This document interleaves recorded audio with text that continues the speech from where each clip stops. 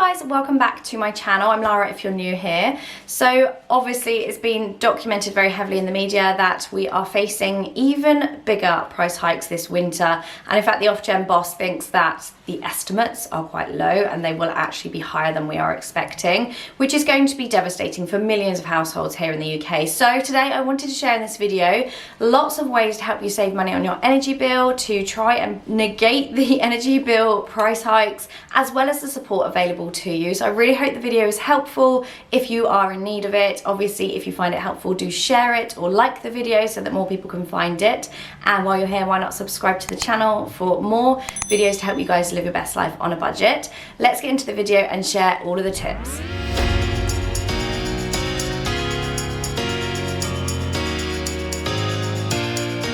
So today's sponsor for this video is Octopus Energy, and they are here to help you regardless of who your energy supplier is with ways to beat your electricity bill price hikes this winter. They actually very responsibly don't want you to go and switch to their energy supply, because at the moment you're probably better off sticking with your current energy supply. We are working together to help you guys save as much money on your energy bill this winter. So I will leave some information for Octopus down in the description bar and a little bit more about them further on into the video. So as you may well know, there was a support package given by the UK government over about 3 months ago, and I will leave you guys a link for all of the information. There is support there for people with disabilities on disability allowance, there's for the elder community, and also for every household in the UK. So there is support there that if you need it. However, Octopus have got an additional support package as well, so I thought I would just share a little bit about that information that they are providing their customers. So they can actually provide you with thermal imagery, which is really clever, to see where there may be leaks in your home, to see where your energy is not being used efficiently. So as I said, I'll link that sort of information down in the description bar. Having access to that sort of kit and equipment can be really helpful in finding out where you're wasting energy.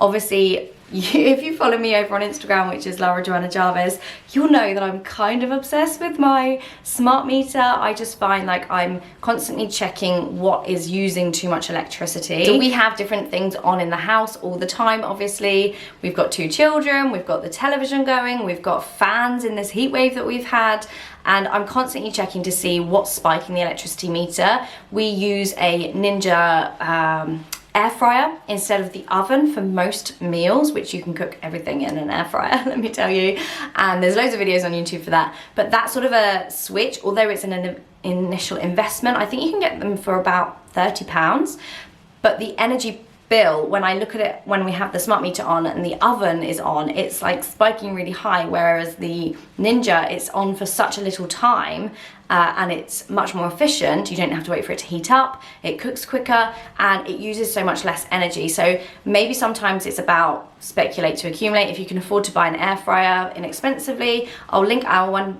down below and a few options for you, but in the long run you'll actually end up saving money. If you are a current Octopus Energy customer, then make sure you are getting any support you need that is available to you. Obviously with the loan of the thermal imaging camera as well, that can really help you. So as I mentioned, the winter workout has actually helped 250,000 customers in the UK save almost £5 million, which is crazy. Like, that's so much money. Octopus are actually voted the which best supplier for energy in the last 5 years, which is something I did not know, so that's a really, really amazing sort of accolade for them. Let's get into a few more tips so you can take some actionable advice away from this video. Now obviously it's been documented that if you just turn your thermostat down by 1 degree, you can save loads of money. However, so few people change the temperature on the boiler itself, and this actually went viral when they shared their winter workout tips last year, and so many people save money doing this. The key one here is the flow temperature, and that is the temperature that the water leaves the boiler to heat your heating or your hot water. On your default, this temperature setting is usually too high, so it doesn't actually make your home hotter or your water hotter, but it does rise your bills. So if you have a combi boiler, the recommended setting is 50 degrees for heating and 55 degrees for the hot water. It will take a bit longer to heat up, but it will save you so much money. This is like one of those tips I would have no idea about, so I really hope it does help you. I think the Daily Mail did this as like an article, and 93% of people that use this tip save money. So it's definitely worth trying. And if you've got a boiler and a hot water cylinder, then it's recommended just a couple of degrees over 60 degrees to get the right temperature for you and save the money. Okay, now tip number 2 is all about losing the lovely warm air that you've created inside your house by drafts. So think about getting draft excluders for your letterbox, because that can really have lots of air flowing through, for doors and sort of entryways, but also for cupboards. So in our bathroom there's a cupboard, and the wind, you can hear it like coming through because it has to be ventilated and, you know, the bad air going out, but it also means the cold air is coming in. So just go around your house, look at the places that you might be losing hot air. Obviously at the moment it's quite hot anyway, but definitely do this as a sort of to-do list thing to do in the winter, and stop the hot air that you've paid to heat escaping through the gaps. So when it comes to washing up, for example, then obviously when you put the hot water on, if your hot water is really hot, then you are actually putting cold water in it to cool it down so you can touch it. Think about just using a small amount of water, and you don't need to then heat as much initially to do the dishes or have your shower or anything like that, because if you're going to cool it down anyway. So just set your temperature at the right degree on your boiler. The next tip is about timing. You don't need your heating on constantly throughout the day, so put it on half an hour before you're going to need it. So half an hour before you get out of bed in the morning, half an hour to turn it off once you get into bed in the evening. And you know, it's obvious, but are you going to need it throughout the day? Can you keep yourself warm by moving around the house? If you're out of the house, you don't need it on. Don't have your boiler or your thermostat on all day long, because obviously this is going to waste so much electricity. So at night time, if you go around and do like a little nighttime routine, shut your curtains before it gets dark, you'll actually be trapping in 15% more heat than if you do it once it gets dark. So a really quick and easy way just to save a few pennies, but by doing something like this in your routine. And it's just about making those habits, and make sure you don't let your curtains cover over your radiators, because obviously your radiator heat is just going to go straight out the window. So make sure you're lifting your curtains up so that the heating can come through. And things like sofas, keep your sofa away from the radiator. I know it's difficult if the room isn't too big, but if you keep it away from the radiator, it can actually come out and over and then through to heat the room. So this next tip is from my Budget Best Life group, and it is to get a heated blanket. Someone actually said in there that they have been tracking it, and it cost them 1 pence to run their heated blanket for a day. So if you think when you get in and maybe you just spend all of your evening in the living room, you don't need to be heating the whole house because you're not in those rooms. So if you get a heated blanket, you can have it when you're watching television, you can have it when you're sleeping. It's well worth the investment. I will link you guys some heated blankets below. They're around £30. Obviously it's an investment, but if your bill is £200, £300, £400 a month, then your heating costs can be reduced so much. This will pay for itself within a month for sure. And as I touched on there, you don't need to be heating your whole house. So you can actually get thermostatic radiator dials. So you might have, say, all the rooms in your house turned off except for your living room, your bedroom, and then maybe you want to keep your bathroom on a certain temperature, so you can actually change it depending on which rooms you're using. It's just about being sensible and not heating the space that you're not in. So the next tip is about insulation. We had our old house insulated, and oh my gosh, it was suddenly so much warmer. Obviously it is an outlay, but these are all the things that are going to benefit you for the long haul. So think about getting some insulation in the walls or in the loft, and even wrapping your boiler a little bit more to keep in the heat. There's also support to get this through the government, so I will leave the link for all of the additional government support, as I said, in the description bar, but do think about having that done if your home isn't well insulated. The next one is heating your water for cooking. So if you have a gas hob, use your electricity items such as your kettle or your microwave to heat the water first, and then transfer it over to the gas hob,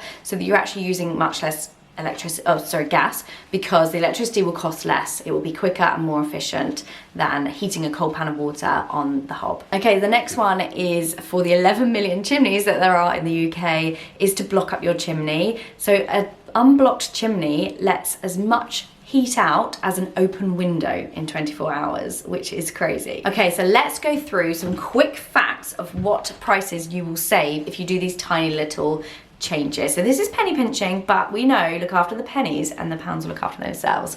So going around and turning off all of your devices that are not used, so your televisions, your lamps that are on the switch and not on the mains, this is going to save you £40 a year. Turning the lights off all around the house can save you £14 a year. Filling all the draft gaps will save you £30 a year. Using your washing machine on a 30-degree cycle and not 40 will save you £10 a year. Only boiling the amount of water you need in the kettle will save you £8 a year. Effectively insulating your boiler, your tank, is going to save you £20 a year. Keeping your shower time to just 4 minutes, can you do it?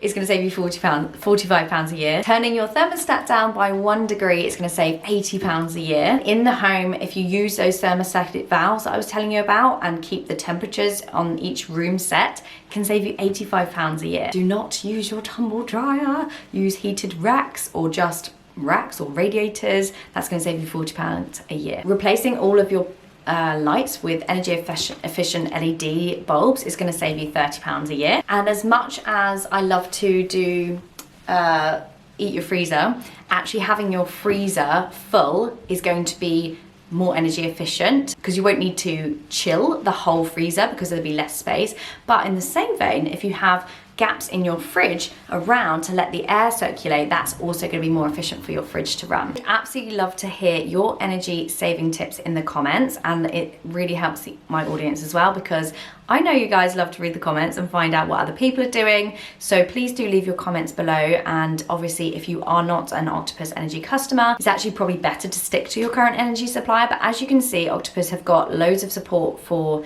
their customers, so when it's time, maybe have a look into changing to them. But if you are a current Octopus customer, I wanted to add this. So the winter workout was based on, you know, hundreds of thousands of people doing the challenge, but if you weren't involved in that and you actually want to get a free year of energy supply from Octopus, if you're a current customer, then you just need to sign up to get one of their smart meters, or if you already have a smart meter, you can register to get this, and you may well win yourself a free year's supply of energy, which would be amazing, let's be honest. So I think we're probably at the end of this video now. Thank you so much for watching. I really do hope that it was helpful for you. Do comment below if you have any extra tips, as I said, and like the video if you enjoyed it. Thank you so much to Octopus for partnering with me on this one to help you guys save money on your energy bill this winter. Please let me know if you need any further support. Join the Facebook group Budget Best Life. There's so many people there in support and encouragement and just giving really good advice. So we'd love to see you over there. Thank you guys for watching, and I'll see you so soon. Take care. Bye.